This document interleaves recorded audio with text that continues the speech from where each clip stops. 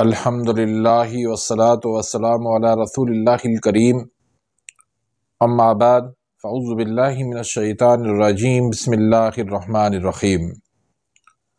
मोहतरम नाज़रीन कराम, मोहतरम भाइयों और बहनों, अस्सलामु अलैकुम रहमतुल्लाहि व बरकातुहू। अल्लाह पाक से दुआ है अल्लाह पाक आप तमाम भाइयों की और तमाम बहनों की परेशानियां दूर फरमाए और अल्लाह पाक आपको कामिल सेहत व तंदुरुस्ती अता फरमाए।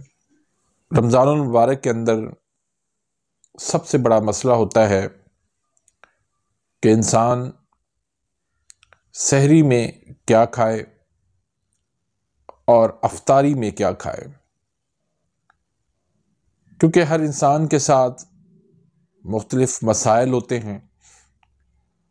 कोई शुगर का मरीज़ होता है, कोई ब्लड प्रेशर का मरीज़ होता है, किसी को मोटापा होता है, तो किसी का कोलेस्ट्रॉल का मसला, ट्राइग्लिसराइड का मसला,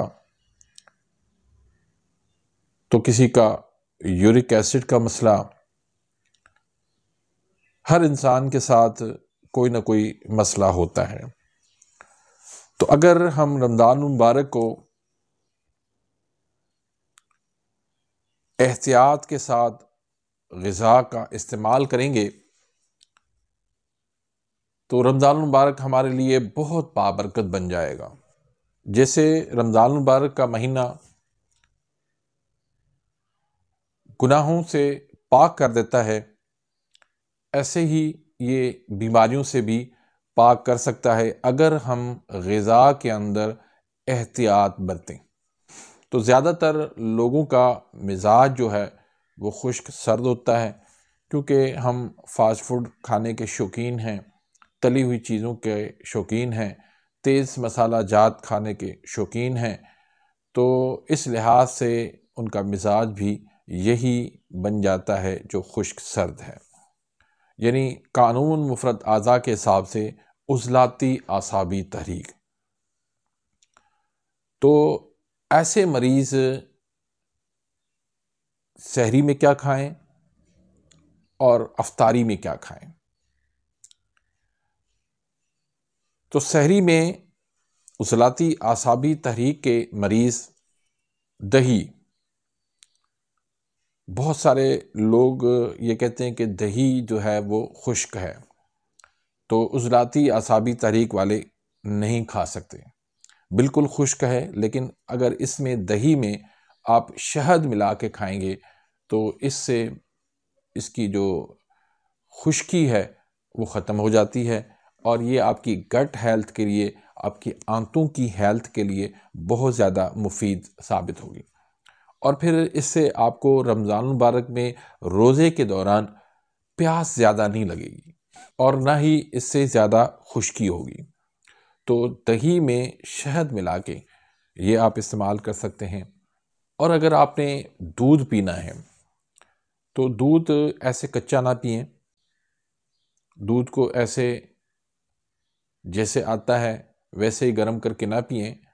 इसको आप दूध को इसमें हल्दी मिला लें, थोड़ी सी चुटकी मिला लें हल्दी की, और इसमें थोड़ी सी शक्कर मिला लें और 1 या 2 चम्मच आप जैतून का तेल खालिस वो आप इसमें शामिल करें और चाय की तरह चुस्कियां भर भर के, यानी इस तरह गर्म होगी जिस तरह आप चाय पीते हैं, तो इस तरह अगर आप पिएंगे तो दूध आपको फ़ायदा देगा इंशाअल्लाह। तीसरे नंबर पर ऑप्शन आ जाता है सालन का। कोई भी सालन अगर है शोरबे वाला, वो सालन आप खा सकते हैं। चौथे नंबर पर ऑप्शन है देसी घी के अंदर आप चूरी बना के, रोटी की चूरी बना के, लेकिन इसमें भी आपने चीनी शामिल नहीं करनी। चीनी की जगह आप शक्कर इसमें डालें, देसी शक्कर, और इसकी आप चूरी बना के वो आप सहरी में खा सकते हैं। इसमें आप थोड़ी सी खजूर जो है वो भी आप खा सकते हैं सहरी के अंदर, यानी आप खजूर भी कुछ दाने खा सकते हैं। फिर एक अंडा होता है बेसन और अंडे का हलवा। अगर आप ये सर्च करेंगे मेरे नाम से तो वीडियो आपको मिल जाएगी। तो बेसन और अंडे का देसी घी में हलवा बना के वो भी आप सहरी में खा सकते हैं। मुरब्बा आम अगर आपको मिल जाता है तो वो भी बेहतरीन है। और अगर आम आपको मिल जाते हैं, आम की सीज़न है, अभी तो सीज़न नहीं है, लेकिन हो सकता है 2-3 सालों के बाद जो है आप ये वीडियो सुने, आम आपके जो है वो सहरी के टाइम पर मौजूद हों। पाकिस्तान से बाहर दूसरे कंट्रीज़ हैं, वहाँ पर बाज़ औक़ात आम मिल जाता है, तो अगर आम आपको मिल जाता है तो वो भी आप सहरी में रोटी के साथ खा सकते हैं। इसके अलावा आप गंदम का दलिया जो है ये भी आप खा सकते हैं, ये भी एक बेहतरीन ऑप्शन है। और अगर आपने कहवा पीना है तो सौंफ और अदरक का कहवा पिएं।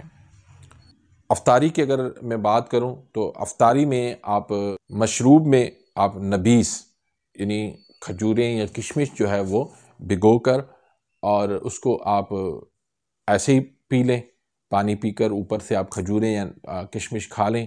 या फिर ये है कि इसको आप ग्राइंड करके इसका शेक बना के, दूध नहीं डालना, दूध के बग़ैर शेक बना के आप इसको पी सकते हैं नबीस। ये अल्लाह के नबी सल्लल्लाहु अलैहि वसल्लम की सुन्नत थी। दूसरा आपके पास चना चाट का ऑप्शन है। चना चाट इसमें सब्जियां वगैरह डाल के आप इसको खा सकते हैं। तीसरा ऑप्शन आपके पास मिक्स फ्रूट है। मिक्स फ्रूट की आप चाट बना लें, हल्का सा चाट मसाला डाल के।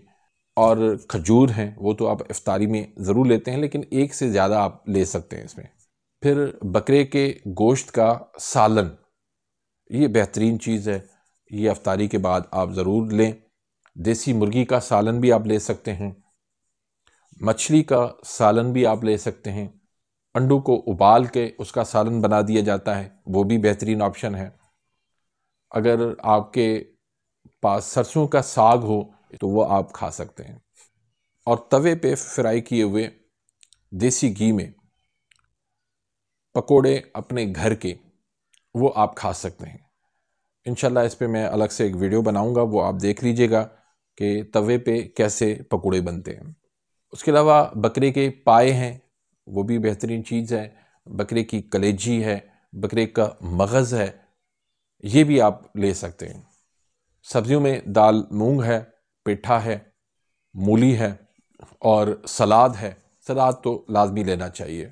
और दुम्बे का गोश्त है, खरगोश का गोश्त है, ये भी आप ले सकते हैं। बाकी तरबूज से आप बचें, इससे आप इज्तनाब करें। तरबूज जो है अफ्तारी के वक़्त जब सारी चीज़ें मिल जाती हैं तो वो आपके पेट को, मैदे को नुकसान देता है। एक तरबूज, दूसरा ये लाल जो शरबत है ये। इसके अलावा कोल्ड ड्रिंक भी नहीं पीना चाहिए, चाय भी नहीं पीनी चाहिए। तली हुई चीज़ें, तेज़ मसाला जात, दूध सोडा या बाज़ार के जो पकोड़े समोसे हैं, इन चीज़ों से आप मुकम्मल अवॉइड करें। और ओवर ईटिंग यानी बहुत ज़्यादा खाना, आंखें बंद करके बस ऐसे खाने के ऊपर टूट पड़ना, ये बहुत ज़्यादा हमारे मैदे को, हमारा मेटाबॉलिक सिस्टम को बहुत ज़्यादा नुकसान देता है। तो इस तरह अगर आप ये चीज़ें खाएंगे सहरी अफ्तारी के अंदर तो ये आपको फ़ायदा देंगी, नुकसान नहीं देंगी। तो उम्मीद करता हूँ कि आज की इस वीडियो से आप मुस्तफ़ीद हुए होंगे। अगर वीडियो आपको पसंद आई है तो इसको लाइक करें, आगे अपने दोस्तों के साथ, रिश्तेदारों के साथ इसको शेयर करें ताकि आपके लिए भी सदका जारिया बन जाए, मेरे लिए भी सदका जारिया बन जाए। अपनी दुआओं में याद रखिएगा। मिलते हैं इंशाल्लाह नेक्स्ट वीडियो में, तब तक के लिए इजाज़त। अल्लाह हाफ़िज़।